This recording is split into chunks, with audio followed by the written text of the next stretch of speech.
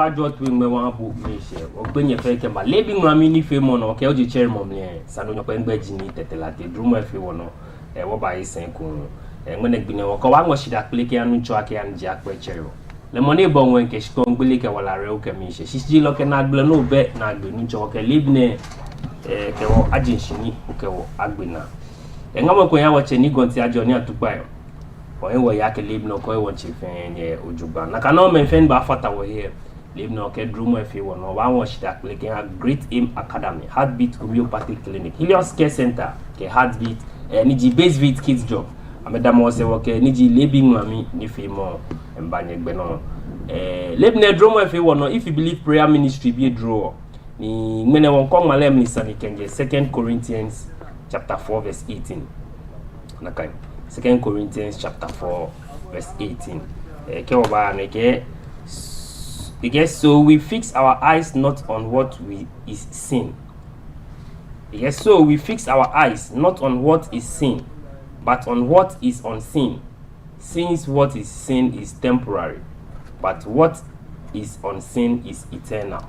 Nakai bi akpa me ke ji una bi ke ukani ke nyanshi no ifi uno ngene oba kwa niji nugboni shweshi na agba ni ya no ke saji kruku na kano national niji Thanksgiving Day luma ke national thanks giving day noni ho niji ochine wi mo kuma we no oba kwa no blam luma ke keji wi mo kopo woku no kenya hie many ji the impact ni ina ye man no ye gbeko no oba wi Black Stars and no feel no keji ufata wo here okay Leebi ne body man ngenche niji Mr. Henry Kwashi the bomb can NDC ku aka no nche Dennis break la we vie la NPP ku e damon no bu ko fata wo Leebi no ke drama fe wo fe won no mo no fe no no fi o ke fi e ba yi mu kenya hin o machima ben ke cheme ka gbene woji sani gba shishi nje ona bo mi awu good morning obo to ti konkrum to afite na yo o ha kwale fe good morning o de oji ku ke ha o kwale fe agora ni anyu nu Dennis break e ke election e ho to amu si ini etisi e watashi e tu party me chu yo agesi MPP ni yo abegwa central amenkwe even though small ni party ba ya no mu shike ya no ya no we agba wona because one now proper opposition wona ni abanya me ya no odu wona jiano ni wona kono wona chumo aya hin the quality ngaleta bi wona e body neighbor so where MPP bi ade it's for you to choose the good or leave the good. So okay, she also she get come okay ba futu na ga no Leebi ne manga o party no kwa fe ke oni nyelo John Dramani mama ya ni bi papa dey fio agbe ne ke ya bini to washing agesi man ba reset oni o fe o build the Ghana we want together na keshi na kashi word ni no yo o wole wale do wole ka agecha no ni papa ne chuo no wo se no bi ni baba so bi ngene na chuo kuma gbe na chuo na ken kuma never die say do mama hu will never die no da o party no pa fenshi agbe ma da do kuma central executives fenshi agbe of police station executives or branch executive leadership so far so good mo dente san me na keshi o current executive say o atwa amekono agesi so far no go continue to tell you she be just minor things the general gas off or one damage one congratulate me I'm to lead the self ya me branches ni to be na me feel that to be na me mo party me am a party edumoshie am che no na me mo feel mo obi ba she bi ko fa mi ojugba ade nche mo fe mo obi ba she to bo ni we mo yo mo ko no Leebi shwani gbe keke ma ke wa saka oyin atin ni bu hu okwe ake ni ngbe bu no ajeke ba ege yimu ije break Leebi na wa bo je ko oji ra lo je na ka yo pepe ni ya ko chile unto ojugba ni mo dro mo na ete le bonisa ni mo ye do ma mi ewa bone relation here down she into a cover she top where she turn over for she top peg to 10 cities one manage when I get any shell anymore care 1 year over here okay one manage only be papa me care about me aba maybe buying okay it's very possible I know the kind the family when can ba and you know question is a nice gentleman if he NDC and PP but go back over Sunday okay you are Ghana Sunday go over TV and on the field propaganda field because that's the only party with a propaganda secretary maybe I need to make Jakuna Jakin Kasiwo Bobanya Yiko wo Mangale ni makela ke ayiko ke anu chumo papa ni chumo they defend NDC ni tole they defend because they work over defend NDC and they can be nabi wama abu ayiko you are a good communicator you are a good communicator ke agbene nwen ke ngamo ba in Godfather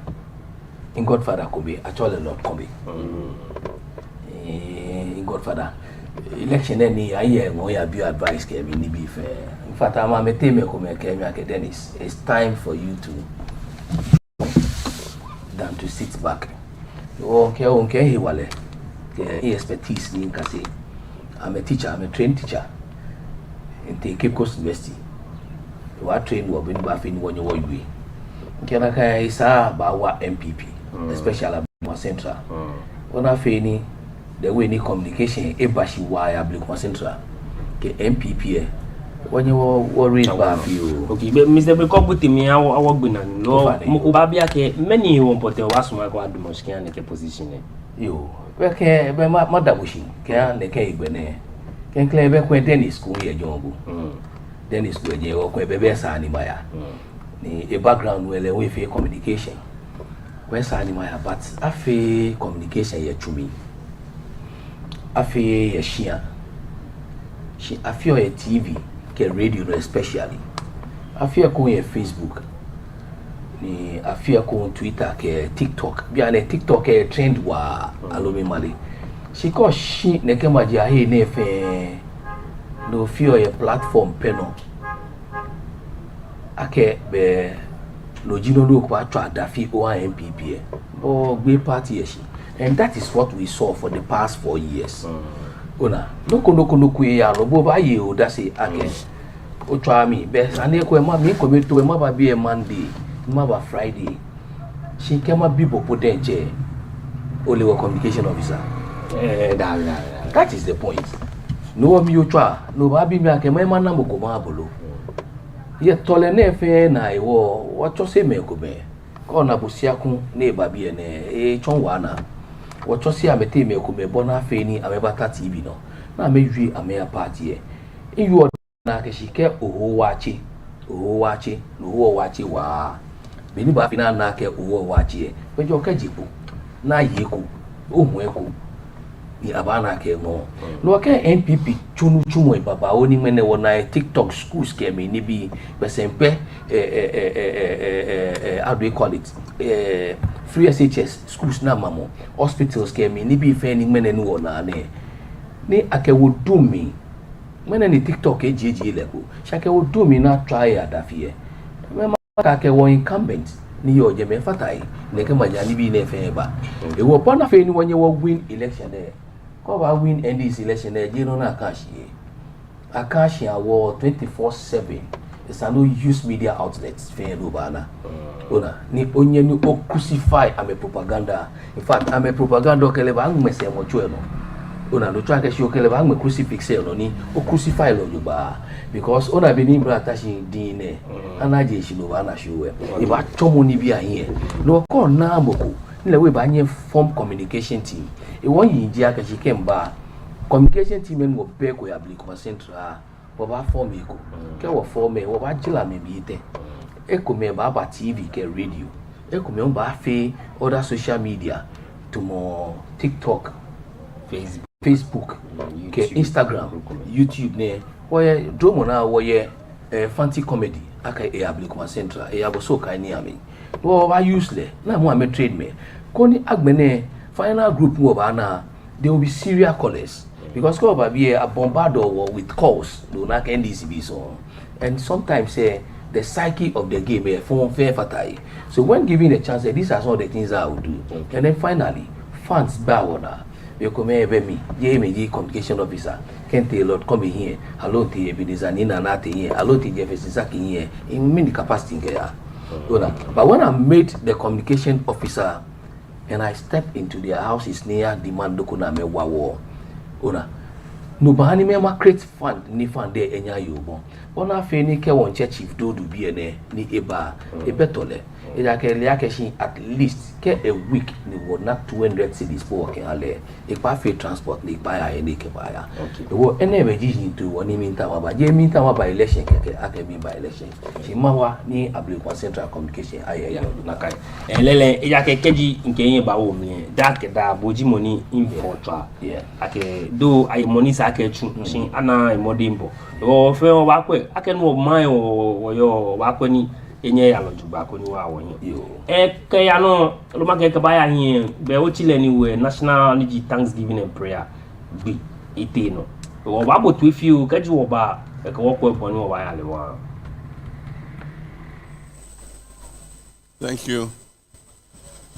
Thank you, my brother Ahmed Ibrahim. Let me start with a song that will describe what God is doing to us this morning, and that is there shall be showers of blessing. There shall be showers of blessing. This is the promise of love. There shall be seasons refreshing, sent from the Savior above. Showers of blessing, showers of blessing we need. Mercy drops round us are falling, but for the showers we plead. Thank you. Showers of blessing. We thank God for this day. We thank Him for His protection. We thank Him for His mercy on all of us and on our country. And may He continue to have mercy on us. And may He continue to grant Ghana exceptional favor. Thank you.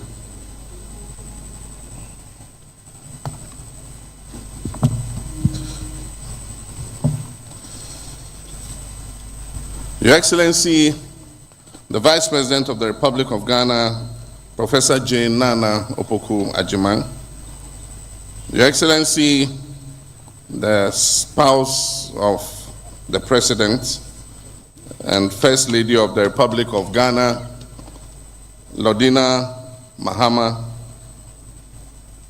the Right Honorable Bernard Ahiafo, First Deputy Speaker of Parliament, representing the Right Honorable Speaker, His Lordship Justice Senor Jamepe, representing the Chief Justice, the Honorable Johnson Asiedun Ketia, National Chairman of the National Democratic Congress, Apostle Eric Nyamiche, Chairman of the Church of Pentecost, and the one who preached the sermon today. I want to thank you. That was a very powerful sermon.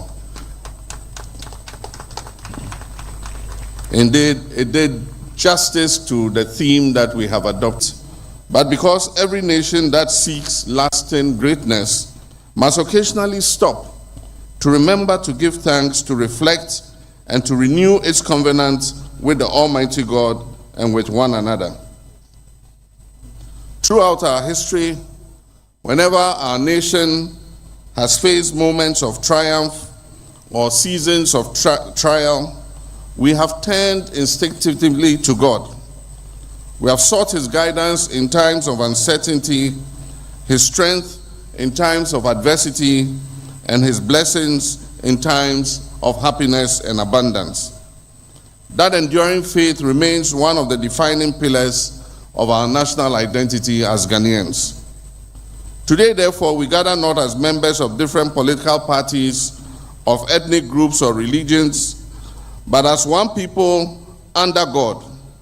We come with grateful hearts, acknowledging that every blessing we enjoy ultimately comes from Him. Even as we mourn the lives lost and the property destroyed in the recent devastating floods, God exhorts us in 1 Thessalonians chapter 5, verse 18, and that in all things give thanks to God. But no fe mom ni kaji nu cho bem ni enye yemu no ne kegbine ni akefoshike hama isa ni hia ojugba yake to moni we kenu cho bem ni yemu kaje last year kemba kaji wonkwa oti ni kano iji wo National Day of Prayer and Thanksgiving last year na get reflect, reset and renew for national niji prosperity obakwa ke kemba hia lo kenya hia aso noni ni se afini huwe wobie aso yemu kembalo resetting ke krukume aso yemu kembalo masumoni ke Mr. Braid agency yake reset ni chwake last year team ni ikano ake a reflect na reset ke ya hia no this year le no ne afata ya aso baba kekeje mene reset to tabi ene no abi misale if your checks and balances exactly what kwenye opinion dani waya menike bano ko ko onye gboti If there many feel propaganda. Oh, Yeah, go. You are my be a cabin. nakai You you want to break so far aso no kon reflect reset in one na kagbene wo shushu fi mo le won yemu kemba reset. Sandia wa. Shika bibo Sandia sando haito. Was called be me in my view in na reset. I see backward trending. You reset agenda. A trend was backwardsness. But backwards any online system maybe chief forward marching there. Yeah, I must say that because can one flood or normally. what do you flood is on That be reset agenda. Okay. Can one a flood or normally. She flat finish. Can she be a quacky near me? If you are to the Quebeja Bulu Sumono, you are normally. Bewole ake jinja be na no jinja ye na ihe na emi wolo ken no na kan chufa jinye wa mi she ken fe jinja fiu ni na so fiu ko ni na close fiu ko ni ke footwear you ha mi alo mi male but eko be ona eko kra be jeme ni ayuso ise ke wife yen ni bi shito na ke we ko mo shuwe afishito kubanyo kane ibanye setumo ekobe 20 10 cities okemi malie ekobanye ni obi wole amojala e wakani yeli mi ehinko ni fese ehin fineke what are we resetting you understand when it comes to wobai credit e ahunto fuel prices e banwe shikaji oya ofagwe kenye bie kenya kumasi fe echaki fe se ayo 100 cities ye nekema ya basi se yakomi ane ko ya 140 you understand price say yanwe fe 80 you understand bi ane ko wa tauka ona ewa na wa gbaji gbe efe west of Accra Zoom Lion terminate my appointment na ka me yo am a contract terminate contract no me ni jino no na gafe wo muji ekwe mi malie nika jinya video say na you understand and I expect that when it comes to resetting there then there must be an improvement over what we have been seeing in the past. I want us to see something better than what we were seeing in the past because resetting agenda the target a by improved system they feel far better than we are seeing today. But in the course of resetting we are seeing an adjustment in in how do you call it? Utility tariffs ni eti when wa the first alomi mali kemi mali wanyo kemi. You know, so you no prompt on me because you brady na kajisa there. She utility tariffs say eti when the first where you have inflation very down. And then the excuse the NDC will come out to tell us as part of our negotiations for IMF. Okay, a review. Review means but upward adjustment. It doesn't mean upward adjustment. Where any indicators say we have a better condition there. A review ni ever downwards. It means that government support or shika. That is IMF. Your books should be clean so that at least you'll be able to repay Shikani Akeabwe loan and Akeabwe. And that is where that review clause say your Jeme. But our NDC, they try to always look smart.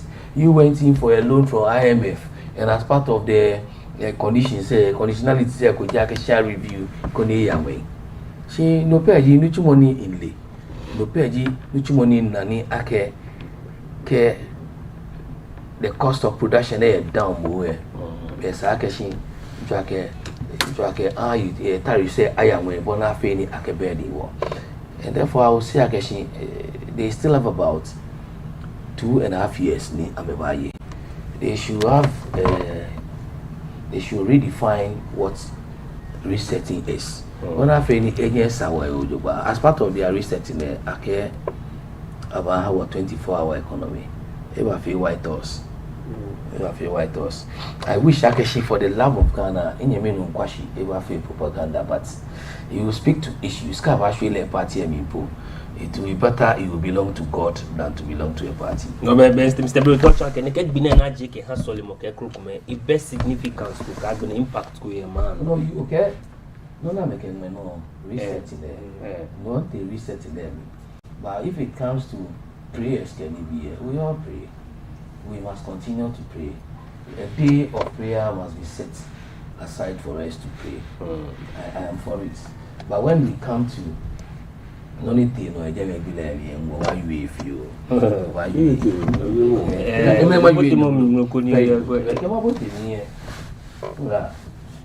maybe you know be me baba who you Ghana. I think a day after. No, not fair. Two, 3 days after.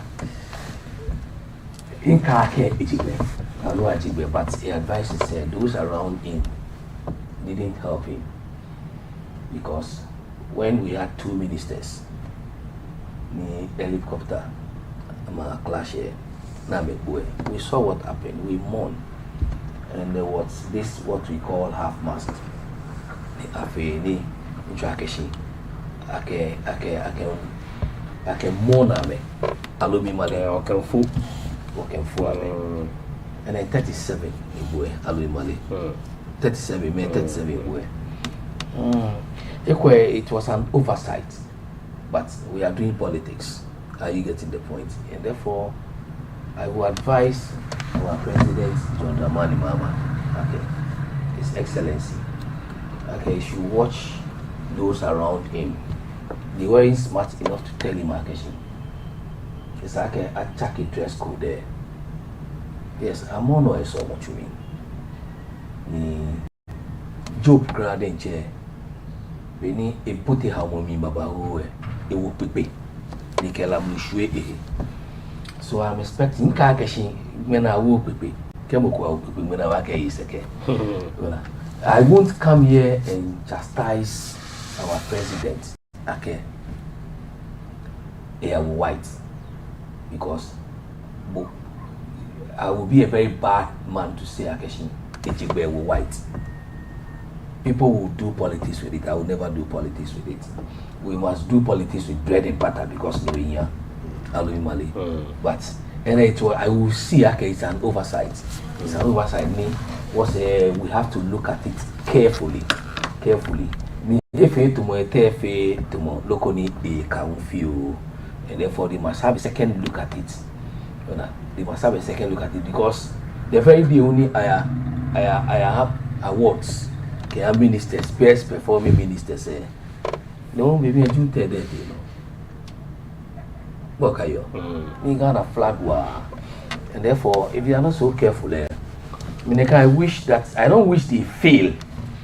I don't wish NDC will fail because if they even do better, we are still the best. You know? So I will advise Takeshi, those around him must be very careful. Okay. He's our president. Okay, you actually was our fair way. And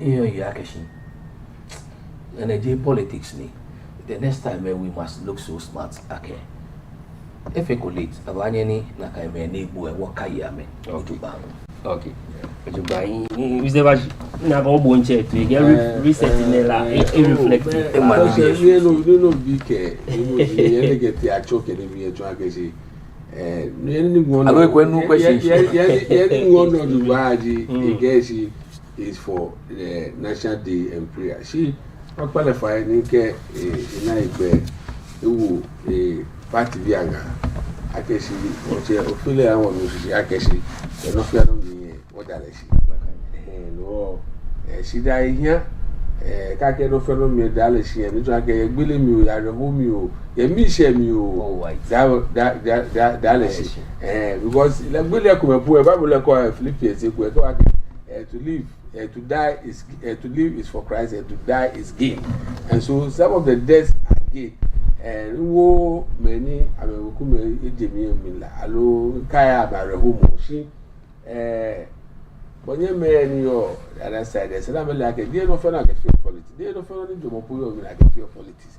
She ni bi come say no call ojugba because wo Leebi Aponi ni won ni in radio station ko ni we Akeshi o Akeshi no mo ba wa je so we get the showers of blessings me go and yes India or generally say or radio station I mean quite the difference between rain poker showers I mean the difference here because they just want to speak ill about the whole program. This is a program that has been not designed ni a program for a long time, and you are saying I can just because really quick by or I cancel program Nikuni Akafi. She this is a national holiday. Fair July I celebrate all. You know celebrate all. It is a holiday in Ishko Mufo and celebrate Venezuela. See one man near yellow near recognize Akeshi in building a nation you need God. In governance you need God. In leadership you need God.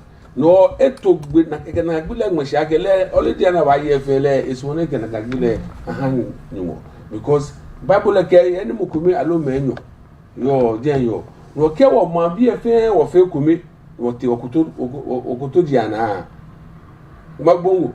One now better results for the Mukumi alone Muguate to say. I mean, while many money and the may abo. Each woman said, if still a kind of way, so. Or Bana, I made woman say, why I saw. And it can be face on. Methodist view, charismatic view face on. No, care one way in Nake. Yes, into a bamu. I remember ye mamu, she more. As I knew what go to us no dining was because they get no family what that is. PP native. They couldn't know who. It's what Makai bread no kubiane. Beni ametoni ame elections 2016. Ole ona waka slogan ni Nanado get the party is the Lord. Ni to ake Nanado let you acknowledge the fact Akeshi ni wo. Ye no ko mi ke battle. Ke no ko ngbo na we had money. Every battle it is God that intervenes. See because ame sloganeering a slogan keke na keba mo here. Now me ye power pe I mean ye back battle is the Lord. But the battle is the people. Okay, I'm teaching policies, the ideologies. Ni wa man wa mekeba. See this is a time. Ni president ma yellow back. Ni John Excellency John Dramani Mama. Ni is moving away from just sloganeering to action. No, it's set a day aside. Ni minkebo. Mongo minke boy ke bread wo kotoshi wo have collective prayer towards one thing, which is our nation. Because the Malay people are money moji amen here no come on nakama eshelio no make bread akeshi bread ufane ko na hegbe wo party bi anga no fana ke feel politics ke ba ni bi ni concern no wo ja ni wo koto de Christopher follow o Muslims ni am fe am koto shi na men check mo na kan bi le akeshi ni ko president we mo hu e acknowledge akeshi no kwete no. When I lose my life, when I lose my property, when I'm feeling if sympathize with them. Ona, no je na ke feel politics. Nya wa acknowledge you. Wa that do mama moshi akeshi no more obomode akeshi in everything. The American president they have quote on the necessity of God in the affairs of men. For the law, it is something that we need to do. Ni to know you last I can reset reflect coming. Okay, I've been a prosperity. I'm gonna this year I can renew. I mean, no Korean and what you're gonna be first. There was an identity. Chuchu no about that. I trust work. I trust moko. Ni mwene na ka trust mo bedon. No okay. Committee ke president ke resetting our values to build the Ghana we all want there. It's like then it's fair or mafia or man and because late just someone I can out to I can come go catch in the jable no call. I hear me a sheku call ya colonial me back or ha leko. A man can be bo or gasate. When no me dinny mo or be there, ye drugs at me. Tutu unye when attaching a field go near Bisan. Onupa besia don no minimi ke bo afi nu wo ba ni wo ba back to na kan bi ni fi organize court ya be ko be tutu ko no ya o fango no fi business wo ya man say court ya bi wa ga na go no jubo alo Ghana no jubo ko ke anago no ake ko ke Ghana no ake neke onu mi try ke wo ya suko ni fi different from all the African countries me na mi neighbor no ke break tabie the cash na no go reset na gaga afi to send the values can be reset e money BP when $1 dey 17 when e bashi when petrol no was 17 Ghana cedis when one year 12 Ghana cedis no go bread ke ginger beer is a seasonal product ginger is seasonal e be labor amo seasonal product bako was president irrigation, irrigation projects, couldn't expand irrigation, my name. Couldn't one all run your farming. You can't go there, be a product, could not get in a seasonal product. She kept when a ginger belly bread about Tabia, they gave ginger, the lewa. The last time they ginger, she be go ginger, they are cheap. She is out of season, what do you expect? We need good leadership. President even if you are Greek being can be a lunch on a Greek be an inch one two. Day out there, no kuyano Jimmy. Day out there, no kuyano Jimmy. You try get a focus so much on that place. They try to make sure I get she Bekobashe, no bet I can move be a minute. I don't need be a minute. No, reset there, touch it and share mole. No, you want to maybe I'm a better baby. No, okay.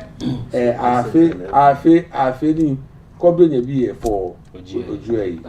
She seems to question your mom. One wishing I can reset neck, reflect some of the reflect circle, okay? CDA if it's stable, Nibi Kumechak. No, oh, your mom, one wishing I can watch another, okay? The battle is the Lord. She said, me about the battle with the people. The battle is with the people. One wishing I can policies come in Nakash wishing. One Gemodula, me feel many Nibi Kumuswake. But over joining it, and again, DDP na fine. Me na me save am scam for investment. Na ha me aka o chichi I go haircut kuba. Me do na ha me haircut. We manemi $1 get 10 you go cash 17. Oh get me. More get the battle the only bar. He back anymore is a compassionate God. Nike get people bian.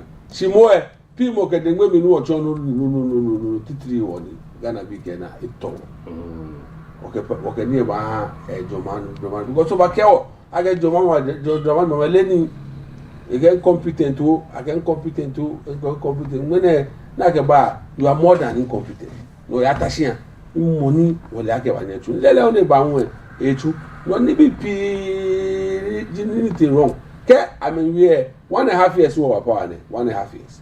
1.5 years say ke won fail one fail people we by hour 4 years ni how government ni within by 4 years time you go to the 4-hour economies what fair policies who are living by hale a fair free SHS na le na ba national na ke ba pe no mo kashi e se akopo ni ani fo na kwa school bi e ba this is the time no ba na onu aga ni short e ko because unu mo le nche na ye ni ke cost kai ni ke pe ni ba hin no what fair policies na ake because we go after 24-hour economy ka ba no be atile we se no fi where your plan where your program me after 4 years ke onye wo fi aga show they get 24-hour economy she dey ni adumwe mi no na afo we alobogo ni yo dey na ka ojugba Mr. Breed we ko wi mo na no wa oh yeah fio ko wi mo ken clear mahabu quotation komeko konwo kande Proverbs chapter 10 verse 9 Proverbs chapter 10 verse 4 makandi ga mi mabu eke niji ni chuni ba ye onya se niji ni chuni wa bana ni akai ake niji ni chuni wa ibana ni wo okay ene atu wo wi mo no wo ibiane. It's not only about prayers. Okay, heaven help those who help themselves. And then the Bible quotation. The fact that we are so our Solomon should be able to match hard work. Are you getting it? Ninkebo tabi ene ninkebo wakeshi. Job etenyumbo here ni wope. And therefore, I wouldn't do politics with this thing. She ain't gonna force me few. In fact, still I'm in politics. Bruh, I mean, at a point there, was Solomon was solid. She can't was solid. No kind of neighbor. But war, eating, war.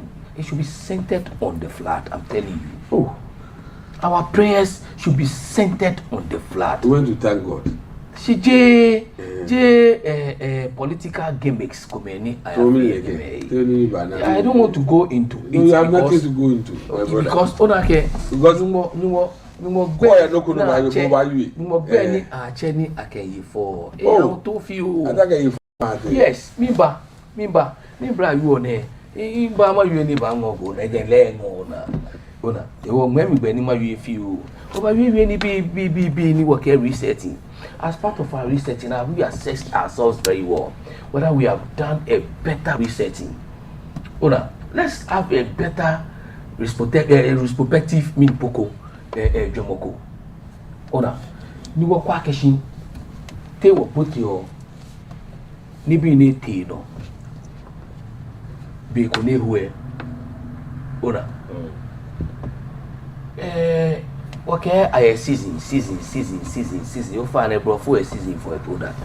Before per season. I mean, when you to a song, I mean, I'm sorry, no more. Okay, slow song, you hear Jimmy. You to a baby Pioco. She done, I'm a producer of more here for you. And that is why, in the wisdom of John Dramani Mama, the care about meaning, in case the wisdom in his, how do we call it?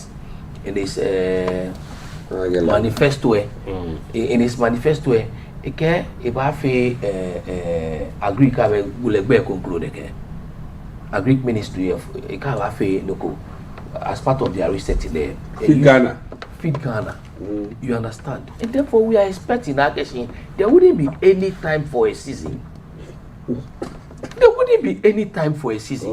Look, we have been in Ghana. Mimba fiu ni okai akeshin. I bet a more season under Nanado. I bet a more season kokoko. Yana mwe koti ona po. You understand? And Nana Adoe amo poto your market say because of planting for food and jobs. But what what polarized system is so much away okay. No fair no okay fair politics. Ke obano ke oh yes, planting for food and job is a nice thing. Okay, ochakele oh legbe conclude. Food for many. You understand? No, planting for food and job.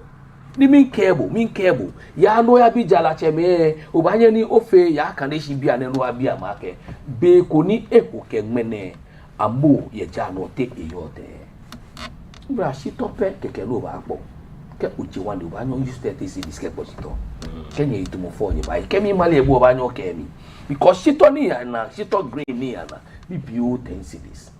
Obai sabulai tumo sabulai leba 5 cedis. Keke ohe amo tumo 15 cedis because amo akanyo chochule bi ete ekome 5 cedis. Ona ni wake goji politics, that is the reality. We are really going through all this hardship.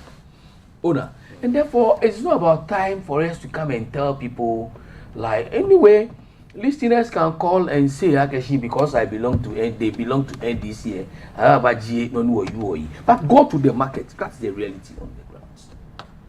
Go to the market and then you see it. You know, when you should be able to listen to something. Is it something like that?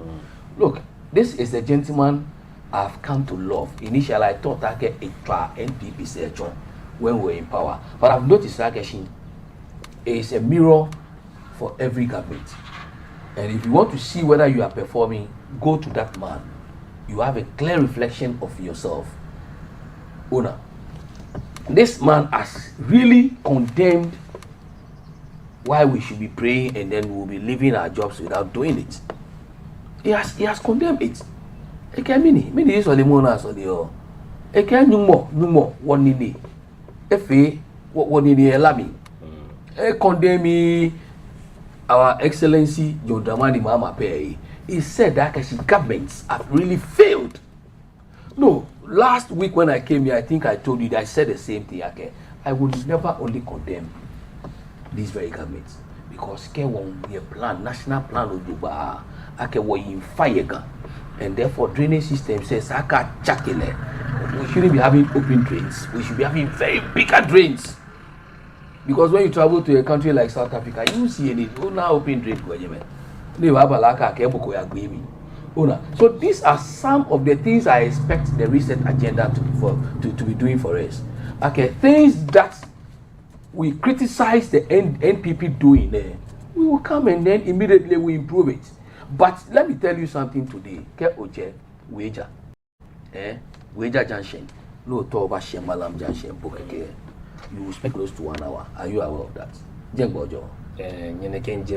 You will spend close to 1 hour. Because you understand.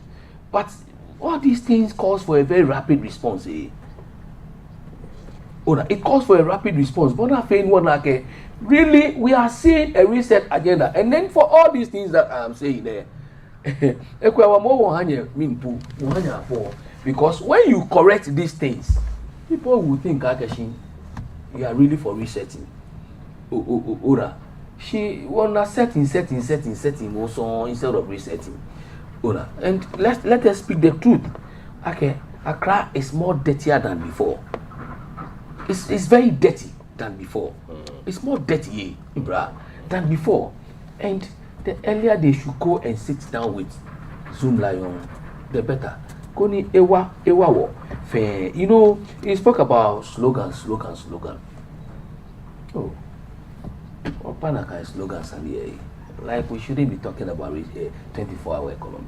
Even resetting is a slogan. Because if resetting is meant for us to have our ginger, they could call it in why ginger 10 cedis. Everyone use like 1 week. She could get ginger could be kenpo. So what is the resetting about? What is the resetting in the high tariffs? No, you understand? What is the resetting in care over you understand? Honestly, I'm not seeing anything better. They should speed their game because they still have 2.5 years when they perform well, when they do well, it's for the betterment of Ghana. She Mr. Bro, we mom okay, Mkwensake asol can have flood there pay. But there are times you see no one care what care kwe amejomoya barging, bemoko jing be ba kake, if I feel locally. Come jigbele be kwa ye jiabe. Shama jingbe na ba feel like local. You understand? It won't care many bolile. It's a care kweni they should smartly advise him. They should have this in a true perspective manner. Ni ame kwe ni bi ni ti wrong. Next time ka ba feel ko National Day ya prayer be ya. Kemuku kewa ke ya malilo. But onye osole wanyu modane ekoko ni ewu olaba thing. Bejano to fatai. That asole can have bejano to not to policies. We are not seeing it. Nkewa wrote say, you see, look, Accra feel congested, Boli. Flat, anytime in Mobane flat bar, Mali. But it's becoming very worse than before. The water we say any abroad here no. Akumofe. Okay. A drain system be could work a share like I be a me. Into a dredger. When about distilled drain semi fair. We didn't see that. And therefore, as part of our research agenda by our propaganda party, they should consider all this. They shouldn't just giving us lip service. Okay. They should work. Mr. Kwashim na go to bam dan where. Oh, you fair. We are make conditionalities, but we are I guess I can review it. And you give a price adjustment formula. I can see the limit when the review I can review to reflect the cost of production. So it is not only I can be away. She no from I can generate electricity. Care I will pay. But I need price I will have me. I have no getting a maybe I can get it feel. No come about Nina ni no bene ya you blame money. She been going by you or if I get that cat this year. I can't electricity what I you can IMF. Okay. Get no level why I was here. I can say donation. Obako watch John Dramani Mahama. Bemini nubo issue a big move. Well, Vemo Achon Vemo Koni Asusua Jagbe. She might not be Mr. Braid. But producer of no wow can again is an info. Mr. Braid, get you one first hand information. Okay, Agbene movements no watch John Dramani Mahama pick beaming in the bush. Is it in the right direction? Looking at town owner first hand information on a particular problem. I wouldn't go the way some politicians went. If you feel Sakashiki can use plane there, if I not the first hand information there, why not the helicopter? I don't see it as a bad thing. I wouldn't go the way politicians went.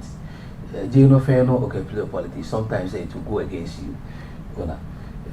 Ke ina beni flade fi she ke ji egbina ni eti amenwo hu it will be a plus for him. I don't know whether I went to them directly. I can use land space ni ibana when I area space any use everybody probably he got a true reflection of what and when he did it in an expedited manner they were moving very fast. More rain in Accra than we.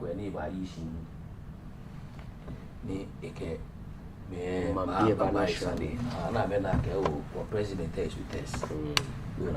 Maybe anything more because we saw a similar thing happening. Aspil Akosobudame. We saw the kind of propaganda in NDCBFA, and therefore I think actually in MPPBM. They want to do same, but I wouldn't go that tangent at all. You won't get me going there. In fact, ke onye pojoba onye no na no feno. Ekwe no e ba chilebe. No onye na no feno. You use helicopter they can ya. E bana beni near she no come no she come on she to mo be ni you can immediately no channel ni he ni ke kwa ni echona boy ye ke ni biwa eteja na me bona ni ke iba wala ojuba we ye but apart from that I don't think she did anything so wrong. Okay. I don't feel he did anything so. Okay. No be ikenya hie ye momle oti ni wo fon ba ka oje ke fe ni una ka nugbe na ni amacho amamo apon kenya hie menji ni bi ekomani keji wo ka fata hie iba nye wa ni ne ke flat san ni inu agbo. Okay, municipal assembly say mob of you sometimes say what tell me come fe wo ya ke wa na engineer say oh in bomo na e machu akenya akumo echu ekoyi njo akumo first na keke ba no watashi na chobo plan no is no malojuba sometimes it's for our own good they can no proper ventilation alo ekwe kenu ko aba ochu e ba nya ekumo alo ekwe earthquake prone area ne no yale bi dey sana yale ona keji wo ba na the political wo wo ba kumo any sama mochu it will help us but that's not the only problem. There must be a policy for like how do you call it? Robert say plastic bin boy. There must be a policy. Yes. Yes, there must be a policy. Well, many producer it's like attacks ni anyani ake clean system Mr. Bread info na neke tumogono ka attacks ame ojuba na nya ke clean system ke attacks ame ni se ne bo no aka ngbe pure water no iwo keji achogbe kono na ake mo ame ni nuchuma alojuba amamba mi awe egbe kono. Right, you see I am always for realistic prices. If we pay and then we get better conditions, I am for it. You understand? Ke our tax ame na wa set aside na kai Chicago. Ni akekwe ke Jesu mla yo wana me ko ni lo ojo na kai pepe to Muslim line na be clean o ma mi. Why not? Una ke akeba set up bins, recycling bins. Your system me because me hear about na about dredge. She wa no dredge mene. Eke ejo te achok jeje me no eko wo no me ke nu mo ne me wo baller afon mo no me you understand and these are all the things that we have to because bele ke ba me I won't sit here ni ke flat ba fe politics because kwegbe mi le che nya nuko ana loko mi asoma kwen na agata mi se ke na ke sani wa kwa kete wave se yo ejete de ke na de sai fi asoma bubu eje se fi okwe bote mi you understand they were a political color ke gbe igbe ona and therefore we sani ona ke wo educate me fi o na gbe na use mla deje ake ka mo boku oyale sali for amankwa biami and the rolling style me ni ntwa ke sekele je me kenkenke wanyo kaje mo wo oyale na ka biami ka momo ke military style po wa trouble pan fi ko yin ska trouble pan na ke kebu wo fofi a for kings ye mo ke ni bi ni wo kwe ne ke rabe se polythene bags ke plastic be able to use or quick. They go never have your paper. Have your paper take away. When a guy I cocoa, they chair rubber.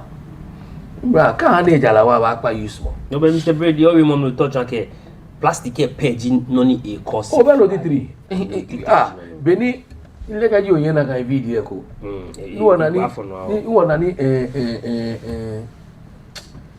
abubu ya biye abubu ya biye ni ye malam na mebu ame na inna e ko na igbe kwa mu ekomi na igbe nkwe nke blame bro footballer ile ka ji okayo ko na bro footballer o ya na roba ji shi ni ni na ke abola ni shishike ni bi no achi achu bola alwe kwa wo shu ko ni efite ke ka kete bola shi ngene ke oti bola no plastic ni beer about 90%. 90%. Ona ni jeje mo ni ba shi ko. Una plastic ni bi so, and therefore I think Akashi when we have a second look about all these things ni it will help us. Okay. Mr. Kwashi, inage Mr. Brady he wumli ke gbenon ni wo chechon eji benija ni banye na woni Ghana shikamo. It has been very reasonable and fair to us because she first and ke fe no kon we faka when over you. Very reasonable and fair to us actually. No fair to Ghana. Fair to not to NDC. Fair to Ghana and the government of the day. Actually, Benoni Omanyelo Chon, I mean, Biamini iti helicopter.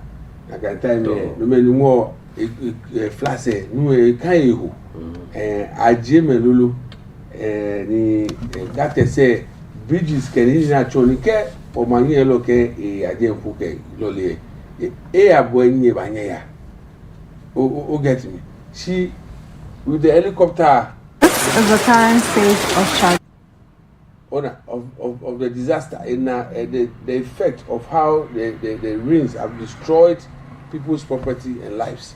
No, Obanakeshi in any voter region, other places. Ni je akrape. She anaka first of all flag agape. She later wanaka other regions who Nikeke use Sonia in Yang and the places there for to be no, I think I can see in that regard it has been fair. But me I want for the sake of emphasis say me be Akeshi and the president Atulu ni you ake MPP ento ame equal allo ame retaliate na kan akosomo issue. Yes, akosomo issue ni ba no polenche ni numu eteje ani me ni Akeshi ame fe lucky bo ake wo lo le baje because I vote to am yan Kenya le je bo ani fe lucky bi ani ba bo e ye yomo na wi me bo to bi aka wo ngana ne no yi bi oh nu mama yo oh nu mama yo Mr. Bruno Vara ani flow ko dike kedi yomo pi na yo me po le ni o sa no wa bi because me na vote to am je me ya she dey ne ba no more a provide solution. He acts a way, a que. Ni bi ne fite ke mahin ne pata. Immediately e ka mini I release the keshka na ke feel ke. Eje ni ami. E ka me vote ami alo me ne na ke ni Ghana saneni. Je party saneni. Ibrahim alo de naga. The parties and a Ghana and no it provide leadership and solution immediately. Because what an oniba. No care or quite liberty no fair the semi a set committee who the army be a ye ni amekwe ni bentajin ke ni amamotujin ni e me peke fe your problem wa gbonwo. Ake successive governments. Ni nyes ani nye kwa na ka matu ye water waste ke no miniba. Mini hani e wo she no wo she sani wo fe wo bi wo na ka sani e Akeshi aye me ni ko na sa na matu ye water waste no na to she water she na ama ni mene wo use no wo ke citizens mi wala nyeji boni ye na kai wale no na me tashi sana ya de kai aya wo ji ami ba Akeshi planning officers you many your assembly said you who are in charge of making sure Akeshi ko wa matue o hi ope mi da na me tashi na me kwe na ka jeme isa no kwe wa obi amesani yani sana ka law I force because government did money prevent me from building in waterways dear citizens. No, this is not the time for us to be hearing Akeshi or no Akeshi citizen ni me kwe amacho mini ba agbere ma wo ngafle nga wo fi o aha wo fe o Akeshi ne ke rubber de to be Mr. Video e facho ibra mo go anu ni be ba nu na jaka rubber da ne ke many honey na issues because nke nu mi baba nu no ka rubber mi e drink mi baba nu ke me go na ga mi nu drink e be baba because ni ko nu no gboda no o to fun eko ko nu no o ke gbo eko e to baller no baller pi nu wo fi o e ma na mi most of them are so unnecessary enya We don't need to cover a bottle of water you are going to drink. We can't cover. Come on, you offend what you're getting me now. Call Henoke Yashian Okama Shipue. It's okay. But me, I don't even see why I should hide water that I'm taking home. Because enemy no Jinni Hani go what him and say Benakai. Tia call here, you know, the no onu. I bought Yegbe. Onu Hokalakala no, I go over Kumia. Oh, no. Kewa ofe o kase ake o bibi kome ehia roba okay ashia wa emot bo mot no anu ko mo go bi ko ni ne ofila go ba mo go fa shi aka roba mi na nye roba mi ke konko fe na mbra. It's about time wo fe ba chaki na ka wosuwe ni wo kwa ke shi kewa he ni bi kome ne ehia ni se no ko roba mi wo bi roba ko no ko aka over time to be ni bread yo le no ke ni bi ajalewa Sibi alejeke in support ka afi no kuni iba femini iba ni wanna good service support. I don't think I guess she taxing the road. I mean, as individuals we have a responsibility. I can one or bomodi will mitigate the effect of in anybody if you are every year iba ona j and this time every year ba she depending on the rains at that time the bad now what kind of floods one now okay I feel that I can money in for over 30 years ne gbele wo ngwe ko akashi wa no chumo no chumo.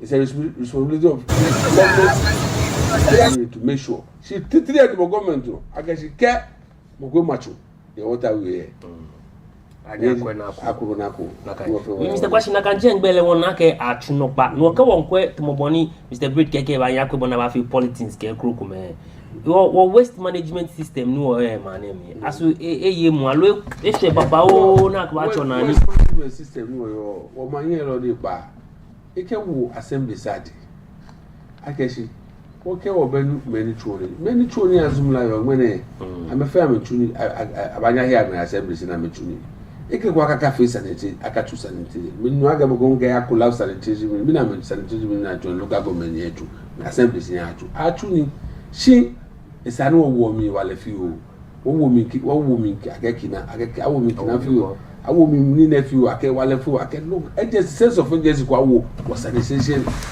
aspect of the municipal aspect this assembly wo kwa ke the can anybody wa kwa the president to over the try fashi be ko ni wa keshi wa stop do so they stop there na kanu e ke ne we e fail of top priority akeshi but never get sure government show government there by and then they get flooding issue there can solve go po I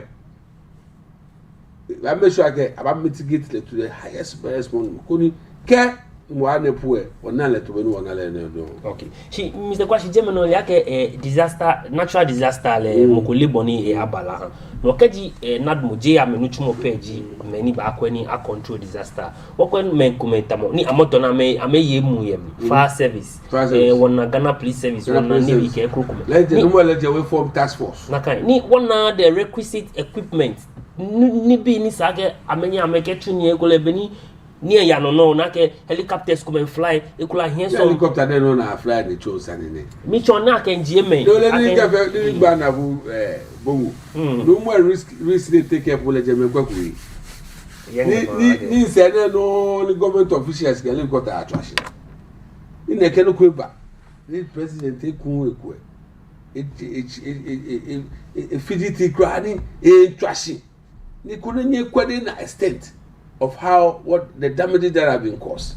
Yet, what ye many or I'm a boom glass of conclude. I'm a nale.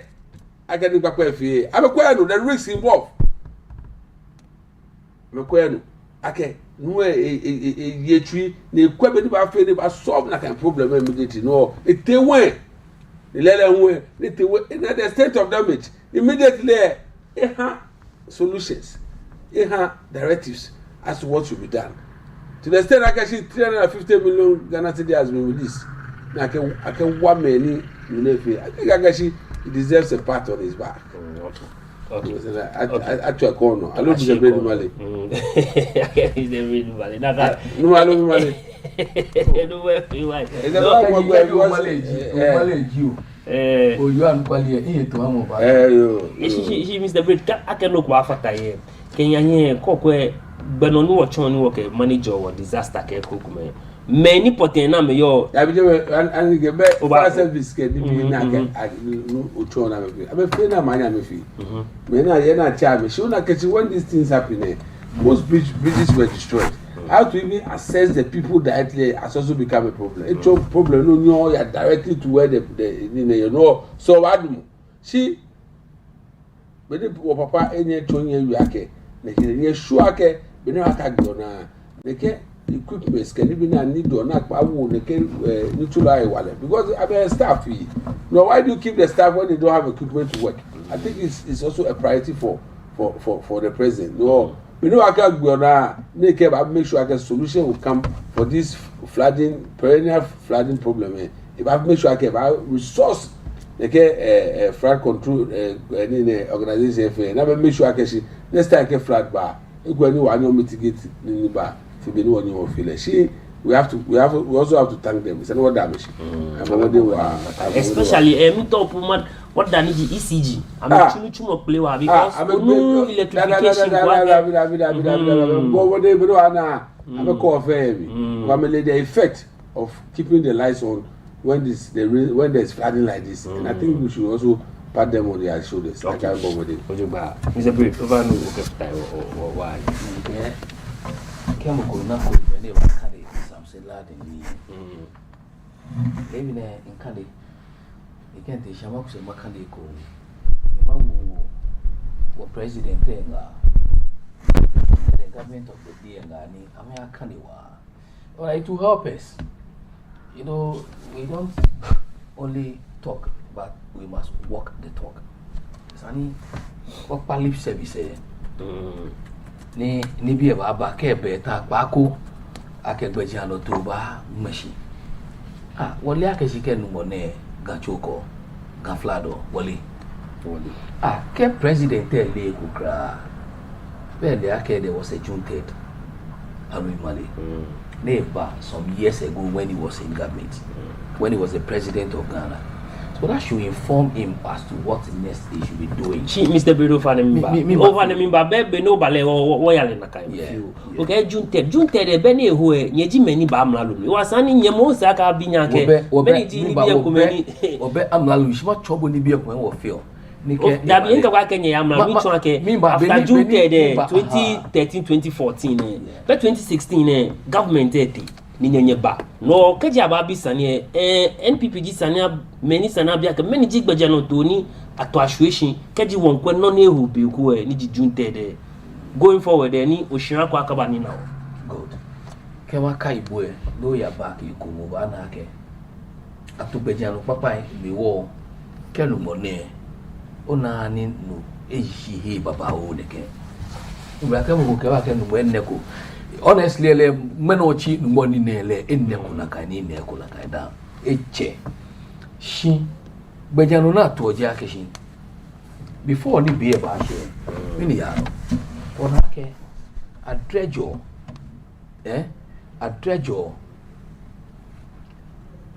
faji fe waterways fe ni obana drainage systems fe ni o mi adrejo mi. Nobody try to get 2017 keba every year. But that has always been the norm, not treasure. You understand? No okay oye pano no fee it will expose you. Ona. These are waterways. Ni a link or straight to show me. No wakaji fe chie ngbe ba yike ya. No abeko ne we nlekaji oli. Da na acha call me. When was the last time you na acha je? That is the point. But I don't know. When was the last time? But under Nana, ni chuakeshi. What are we say? Achako mi ojubang. Ona. So I am saying okay to come and put measures. We have gone beyond that. Let us walk our talk. Okay. Let us walk our talk. Okay. You see, like I said, the June 3rd should inform the president. No ni hobi ko ne we should inform him ake these things is ake ka wo chuni ojuba bona baba agbene hu Ibrahim we no ni te no ye Akosombo ake ete ke agbene or president a risk a life game in Nibi. Ibrahim is a president of Ghana. You understand? If he really has the men, he wouldn't be doing what he did. I'm telling you. In a proper jurisdiction, the Greater Accra Minister is Akenye resign. Oh, let's be honest with ourselves. Ibrahim Scott back to Akemi. He has failed Poto. And then I will say it again today. At the Greater Accra will you day. Ake will muni here what day. But Jacob, how will you could hear? Echo the likes of our Kunsi, I don't know, Suba stop on the circle. Ni Ntrakeshi. Inje Suba ni Yeshi. Naka tough skin echo, Naka Bomo, is a cocker weedy. Mokoni a tough skin, they call here, a cabon deal straight. Ona. Inyaminu papo ni ojeme honorable papo inkazi she mean kazi nyamini ona la we Sunday speed game e fi Sunday speed ngen me eje shi na efe shi me ko me na ni no aka na chu e ka kwe me kra Sunday speed game na efe gbe he eje ga me fe na ke ba wo ja me fi ogbe ona efe gbe he ke fe na ba shu le pu efe ni na ke ni ise no ni ba seje me beneji shi na fi on ke bra papo ya le na kai ko ni gachi ora ge mpomuji bra ko yin ka ni se awon to ora and therefore make wo honorable minister ake keji enye etu e me resignation letter dey kan president na wo moko ni here one dey ba chu mo ale ora that le ga poto ni poto mo Mr. Bashi we money we oho ike keji eko ke gele to back no money me la ga ji me sa dey be ka ora ni si le pe back wo you o gba sa le si nínú you aga si ke pe go wa o ika ke na ni ka ko ba wi so I mean so na ka ke na ke ko ba wi ga ke na chi nyana to ponye ke chi na Davi anya ga go na to ni ka no fia no ni iyo ikagbe ma bi ni botwe we ke gbe ne wa ga ji me ni twa NDC bi dia ke ko wi an kwale pe e cho wi se na ni bata be ke kede de po go 20 because you an kwale because e kai nya ke me ne ni bi ne fe ne ke protect ye ma wo lo ake 10 ko ne ni kede ni sane wa no e cho NDC okay viewers ni twa ma cho NDC bu wani shi mi to do li ake shi mama ji money you na feel ni never ne e show leadership a practical solution say mesh no won ha le be because to be no to yin money ne e go ne ko in a very long time no any flood here e tin we fi be no expect ko ke june 3 no bongo to yin bi wa ke se june 3 after the june 3 ba ni ba power from that time to this time if you had put certain things in place but I answered him. I think I answered him. Once I'm sure it should keep reflecting a reminder. No, I gave you an answer. No, I gave you an answer, Akeshi. I gave you an answer, Akeshi. Pragmatic measures come and take. Jake, I feel sure, Akeshi. Biamini are create drains, bigger drains, like the one we are seeing at Kaneshi. Now create like a bigger drains here. Not only your existing ones, ni your address job. Dams, rivers, can even your address job. Then you contain more water. They link to Minpue. No, what that is how come ni nakai biamie fe and danana do it. Only flat kote no eko beja spillage. Beja na be spillage. Why you can give me a record on any flat kote? Any flat kote that's the spillage you are talking about. But that's not what even the president said. The president didn't say that. What did he say? You are misquoting. What did he say? What did he say? You are misquoting. No, he went there and he still did politics there. And the president is in the midst of The president is still a politician after coming out with solutions. No.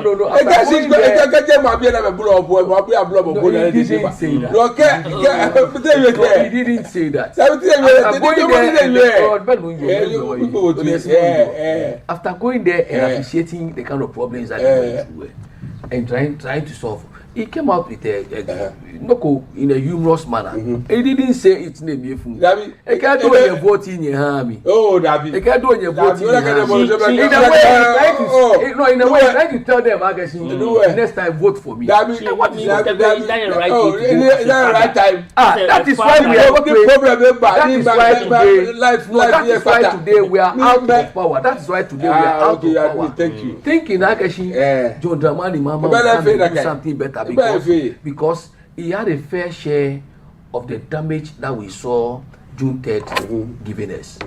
But it's as if he has not learned. It's as if he hasn't learned his lessons. He has never learned his lessons. When you are here, June 3rd,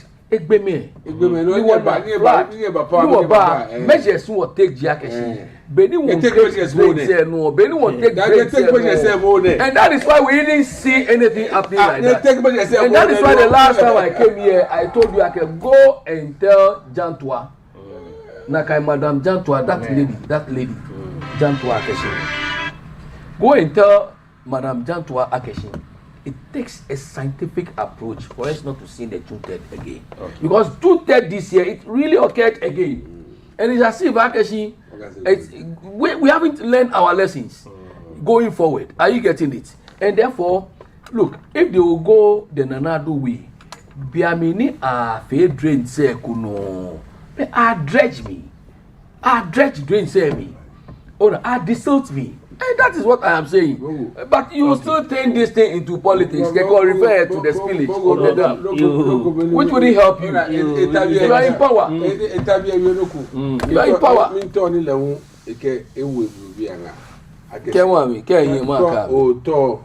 No year my year, no track of after desperate.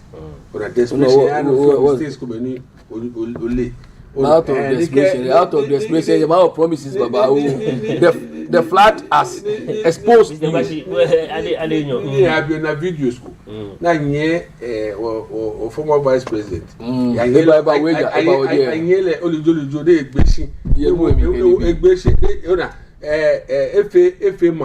vice president.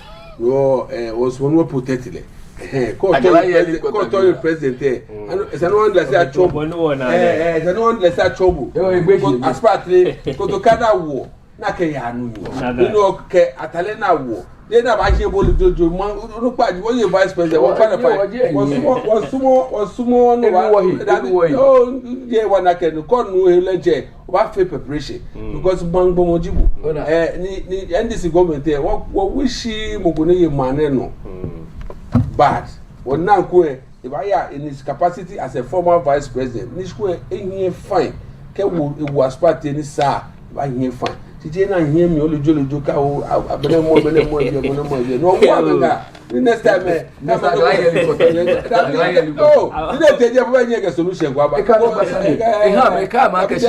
the solution lies in the battle president. I think I thought I was thinking I can catch it to Mobono akeke battle president ke me hie na gba na ni asana mo ebe wona akeke oboju gba tumekola na ni engineers ye jeme ohie me engineers emi okay engineers emi okay come Akeshi the solution lies in becoming the president because as if Akeshi John Dramani Mama president His Excellency he hasn't learned any lessons from the June 3rd Liba it's the very well many 2020 but to why expect Akeshi John Dramani Mama Akase ni eme he hasn't learned any lessons at all and it's also from what he's our president lessons from what the lessons is that you don't wait for us to die again. 37 people they lost their lives. They say one money no ba campaign. You know but we no campaign no feel resetting. But what you have to do is to take a pragmatic decisions. No ni ba wawo. By now it's another dredge say. Okay. Wow, here, ya can be Anthony if he shall show him where we can spillage move bow on what you give me face. Oh, wow, yes, go go much living no me or go the chairman and no pay. And what shall you treat him or Sunny? Oh, what you really bonny sack or really? This is why she must Monica watch Ghana Black Stars. Okay, come on, quite reset in 18 yes, sports ministry. Okay, he know about Shenman Bine. When Gini so one year alone, I say. If you get Madam Shika, make a question. Blaster, we put the blaster for some time before, and Leebi Blaster, she for some time anyway, said no way. If you get she need to work up a lebeno, and Jay no kuni me expect no extraordinary for the place. She was another place. On another team. No cover place on another team. Oh no musician. The Blaster G, the university of all our national teams. The Minkabofe will be any hand more show university. A joy could not join, and I show university. No call Jacko university. Copper all over the participating teams in your work up here. One Akeshi, come on, a team like England. Look at a player like Foden. Look at a player like Cole Palmer. For the last season, they were bench players. They come in the second half. Now, when you have a team like what we have, ni agbene many to third division Blaster. Agbene se no na Akeshi ubeti. Because you know third division be many premiership players say I compete. Go fair work benefit no. Work England trouble. One not draw, one yet to win work up. Meanwhile, England pay or hello, the Bogo you are England pay or no, you are supposed to compete with somebody and show your class because you were there because you qualify no tea. Now go look at the no, you need to go ready. Because coffee ready, she go in a jail no conesani. Onyakra because any bowler je po end of Obago ke letwa draw. Come on to than wo motor. Last minute go ni ba no at atwa water eto onye Croatia. Okay England dey twa onye Croatia. No to we are Colombia. Mbra. Ona wo no tumo ya this and what you. This is the first time no one tournament of this nature no what. No, Hemo Kelly or sports minister, the Honorable Kofi Adams. Miakeshi, they babane, a cape bango paper. They quay. I can even Anna, can even a president, a cabinet attache, never quay. We never feel about sa or before the president of power and if it was in Kume, yeah, or Blaster say, cabinet money aleha. No, Yeshua Keshi knew what they were first tournament, you know, a cabane, Obakwe. Ne agbene o femini what to naji what to senaji no ko be no ba fe no ba se okay next time o tournament ya see the most important thing in Kashiji is I know develop more players of course na fitting and be an agent free awomi wale because those days ko be no to where I work up no bo modie obanake onye players was in appear na atwa Juventus atwa Fenerbahce Michael Essien, at Real Madrid, at Chelsea, no, I yesterday Mutari, it was Sunderland, it was Inter Milan, it was other big teams. No, I'm a Sasso, I'm a no, they are able to meet them. Good for good. See, this is the case, no, young players. The go to a third division, go to a second division. What top player no get engineer 1 years ago, I put in a second division. Yes. Young way, commentary. Young way, it's a minute team. Not that, yeah, you know that them again, top player. No more, I know. Let's call a spade. How can you match that player against somebody like this? You go where ball and not challenge. Maybe you try Jordan. Yes, Jordan is an experienced player. He has been with the Blasters since 2009. He's one of our highest goal scorers.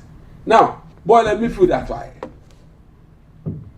bongo midfield ato abole ko kwata ni asamoaja na ewu Steven Pian feed le like is feed le we good midfield Suleiman Tari feed le Michael say feed le obajo show me 1-2 pass na ha Jordan fe Jordan here dey ni press enyefu so ball ko enyefu awon wait ball na ni am ko ball ball mi ball ni otwa she Mr. Kwashi mo boni wo fe won phone me no wo kwa no wo sa hihie wo league wo local league adient wo league no wo twa adient ye kwa mu ko say na fitile be na many say na be twa ko say have be twa first division that is our problem. Okay maturity e be je be ko ate stadium no akwa ball mbra o reba ho we no what me bi ni wo kwa ball awon e difficult akwa ba stadium akwa ball stadium le ja because there's no excitement. Chuchu yakwa na mo yakwa be against the stadium no mo yakwa. The young ones are not putting in more effort and they're not putting in much effort. I'm a builder me. Because the question young ones say na me putting in much effort. Alo gbeja no to no nupa eto on ejaje. No as a footballer, ni bi na feel e say na ba park no. Ye show mo yi. Niji onupa e official. Yes. Ina igbe master see you appear if you ni ile ake be na ba ka to afford ni bo akanshi to agbasa ni awon ko ya to atomo 2 no akanshi no wo be na ga to afford eyan na le ni echeba ga atini she is a question called ministry le many manager digi machinery it has got more to do with the individual bien we ke bi ko no ni wa no na ko no ni wa pe wona na kai effect anyone ko place inta tutu ko Ghana da na place mashi because ko na no se te ti man ke ya jofu no kwali to mi mo ngo na no ni woni sa ga na ni ball e to agodo te si man ke ni me wonu bo wa jofu no we o to awa ni Mr. Kwashi osusu wa ke ka te nwe me nko me wo ye ni am a pick or I feel choose a pick or na je ko me ke until ni mo ko ba dey show me again they get player yes we have 23 players to call only coach ne e ba mi check o ga bi so ne ba mi akle all specific assignment ni ba dey favor fi we need to go back to the drawing board. Okay Ojugba we will go back to the drawing board and do the right thing Ojugba because the fundamentals whatever make when the fundamentals are weak the World Cup will expose you. Ojugba there is the break obi to if you mo le kupa onu wa ke fun awon popolo last time like last time baba who atwi because sports in Ghana is dead. So it's dead they check sports igbo keje past administration. Administration go be no we are telling to be akaje beni aje Katan track say kaja class sports stadium athletics and go complete we go when they call the inter school say bellet mo be competition level it's not so competitive they go there where as small sports are one aggression ana athletes school for bele go shabete school at this adabete school efasipe le go be second be because of sports. And really, now I Michigan now I'm there. I'm excel or outside. Are you getting it? Well, no sports penetration watching football. Got him over. Chef to when I don't put in check under 17 by qualify. Ewa. Well, we had under 17 coach like you can see. They shinete where you got there. I used to Ghana national team make a war. The man made a case as to why he left our national team. He resigned. She passed. He resigned. They passed with the nation. Ona, come the likes of Kwesi Appiah me fe. See, come be tell no am afi gbe. Kwesi Appiah te a qualified team ko ekele te African Cup na be ya ko eku down. A qualified team ko to make what a World Cup down. But what coach any a resign as to whether I extend the contract and resign. He said something. And let me quote him. Okay, the future of the Black Stars will not be built only on the pitch. Black Stars success must start off the field by creating the best possible environment to prepare, protect, and develop Ghana's extraordinary football talents. It means we have talents here. We have talents here. but if you want to you anime na keshin aha le gbojugba na face selection e ani mi emi aka you mo na you oda keshin GFA ke na ke blaster committee bi e mo fe mo here player na kelemba look this man made a case what happened was I expect you to papa Ghana but he convinced me aka a good coach can do something ke oyin epa no obana wake wolves ke ni bi be ko ne we wolves ke oba to draw e be higbe si bi apia ba fe ni bi ko me abedi pele ba fe noko do am bia mi po am me world cup she don't know to amene je do ko am to no yin ona but this man was able to manage a team ni eke wo Panama wana ball ni Panama to they played football chaki come on England star-studded team. England is a star-studded team. I'm a bench po, and our coaches Kobenu or Wobi Kone. I'm a bench po bawo, but we're able to match them both. But afterwards, say miniba. Kaje mo fe mo te player track we. Me. I hand ni ko wo mi coach. I hand ni Jordan you attrack go. Ni Thomas Brandon Asante at a bench. Thomas Brandon Asante in an injury ni etwa to more about 10 matches she go king race ni eyobi premiership premiership I mean other division Coventry qualify make premiership a goal count wow and then this guy sat on the bench na kele ba mi ama ba chake game every ni wo na kan go we na ka be ba mi initially we were defending throughout because Jordan you was here a threat to them.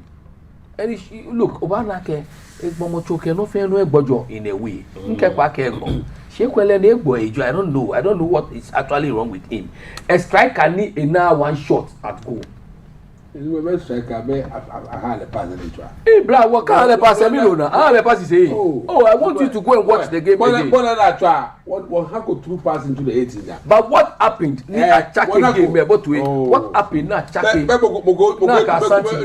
enjoy the Boba Agüeda. Oh no. The game we watched. The game we watched. Yeah, call a speed. What midfield there very effective. The main kept like a chuchu beni or team here.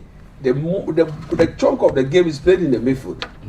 Uye like Kingston, Uye Sule Mutari, Uye Michael Ense, Uye Steve Apia. Na bunka like a wawa the quartet. Yeah. All music because midfield no yeah. Na samoja no chuwe fe easy. See, this is the time. No, you midfield and they can come like a left, right. Ball go to left, right. 18 years right. They left and right. Before they go ball and so fair. We get football analysis for fair. She go ball like Colombia try. Colombia be here. I don't touch. I don't watch ball the fair wings. Now I'm clip what wings fair. I'm gonna be gaming effective. I'm gonna want to go this square. In magic way, make a ball like Achote. She missed the bread of the game is not only about Jordan. Let me mention certain players. They don't even deserve to be there. Try Man City. No quite 4 matches said the same. No came Akashi. Did he do one more than he did one far better than oh my brother. He did far better. My brother. Oh my brother. Let us shot that go. Oh, let us pass and we'll go. Oh, bra. Mr. Break, as formation any coach try the any Jordan yet because I don't let it any more. Just striker. You see, he's a winger. Even to put Jordan. See, coach Ellie, you know coming for maybe Modi. And the coach Ellis what they win. Oh, feel like I see. Jordan, he perform me to his satisfaction. Actually, Ibra. Oh, me I had a room. When any time, because this was sports. Yeah, you want to here. Look, Jordan, are you a team need a yo? I relegate time. I mean, no, I don't agree with you. But if you now may back puiko. The first division. I mean, another division. team yo ke o calculate number of minutes ne twa he has a problem for the what you are saying he didn't do he well. has become a little rusty. That's the point. The whole team didn't. And therefore, if our team will make this man a striker, yes, no, didn't you are Ghana players in a field. Because I will never use Jordan you over Asante. I will never use Jordan over Asante. I will never. But I'll be watching. When you hear DSTV, you won't call football. The guy is always calling. No, look at DSTV. You know pure fake.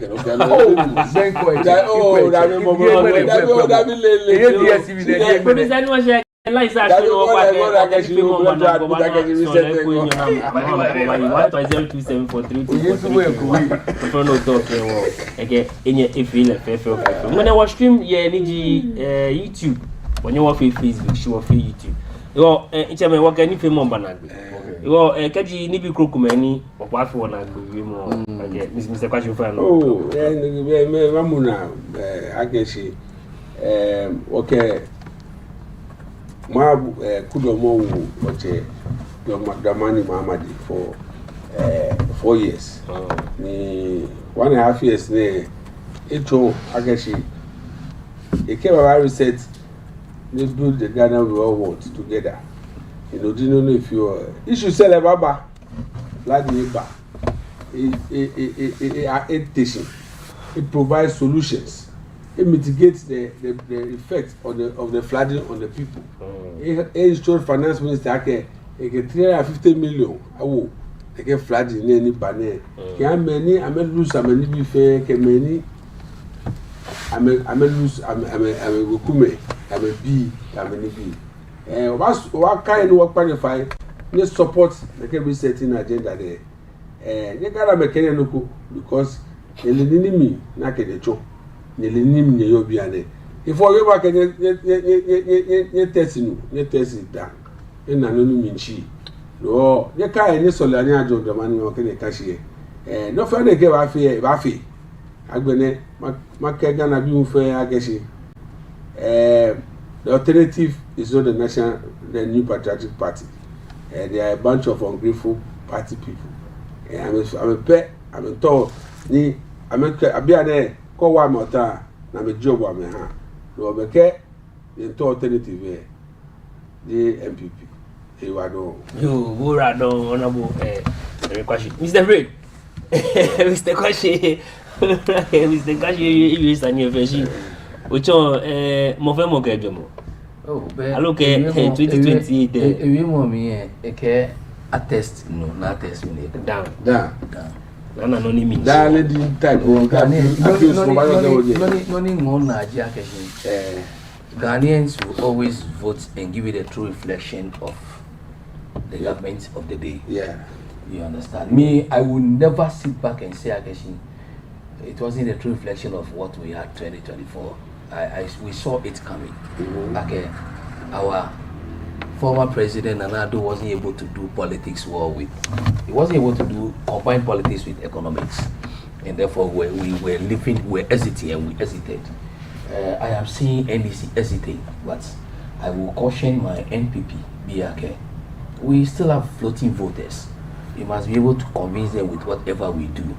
You understand? We must be able to come, sit here, tell them market. Okay. The over them phone now. What was it? I over not back any talk. Your Leebi not back man.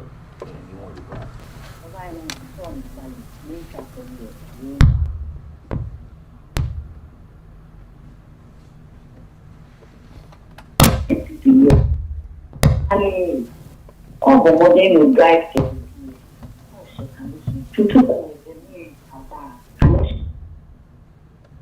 well, I have a bit of because I can't let me be back.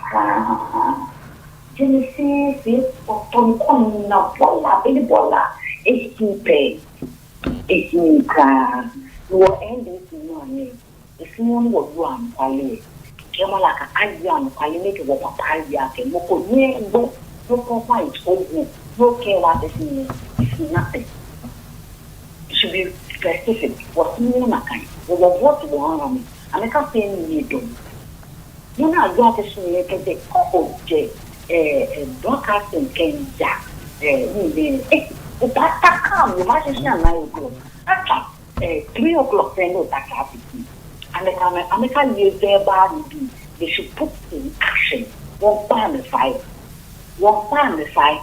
you know not the law no me then you okay say keep up on it say no much more papa the papa let you won't I make care of papa yes can be or to buy a house yeah and school better be I mean pay light bill school better be and pay light bill and I should have to make it and I got the papa a won't if you a for school the fair won't no you go we are over it over okay what you hey no can then go go and go white if I'm going that's the only thing I can do you can pick up Yo. bye Yo, bye. We were doing now. We try for the way living like a bull for the way. Mr. Kwashi, I get Yawe. Oh, in your way, on the leshi, I guess she care where party me. Mo fi amo na agbe na yu ejomo if I get what no did the essence of democracy no eyo mo ehye shimito ni le akeshi ke ekwani ebu radio to eche alo ebu kan newspaper eche wache mama eke practical solutions in which lele mu then ewu mu jin aba implement the ga ewu mu because ngwede ngo bia mi ne to be no cho ye robbers ke ni bi e T3 ni chi o gates ke ni bi no the city ne no ya ewushi akecha mafi no wondala shi ke advice ni wondala shi ake if you see ko fantu then this one ewu party bi anga o actually ni yo o fa no gbe ke lo to kejo yi